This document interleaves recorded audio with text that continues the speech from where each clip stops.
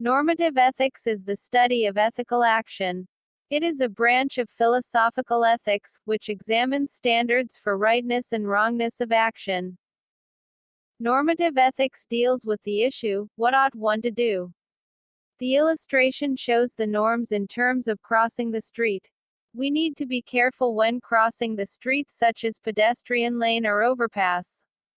Don't forget to look at your left and right for everyone's safety.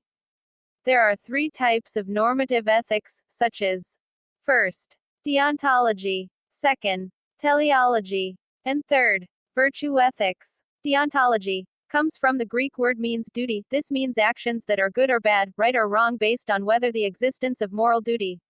Immanuel Kant believes that ethics was about having a good will, that is, a will to do what's right simply because it's right, not because you feel good, not because the best outcome, but because that's what must be done.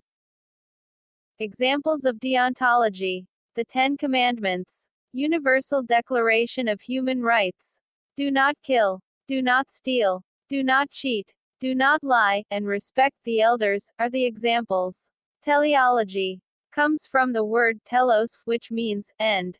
It refers to moral system that determines the moral value of actions by their outcome or results.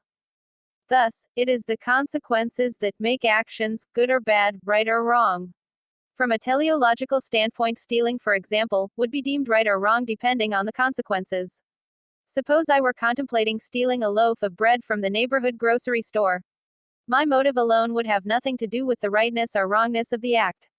What really matters lies in the potential short-term and long-term consequences. If my children were starving, and if stealing a loaf of bread would immediately prevent them from starving, then I might seriously consider stealing.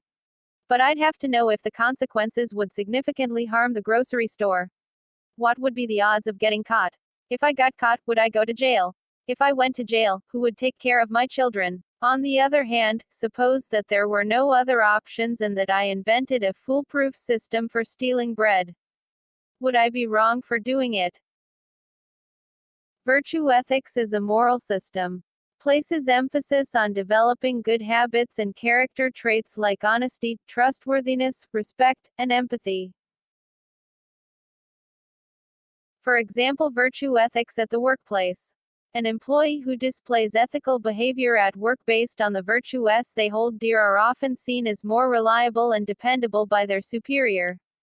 Even though that behavior is to be expected on the job, seeing examples of it at work can make an employee stand out from their colleague.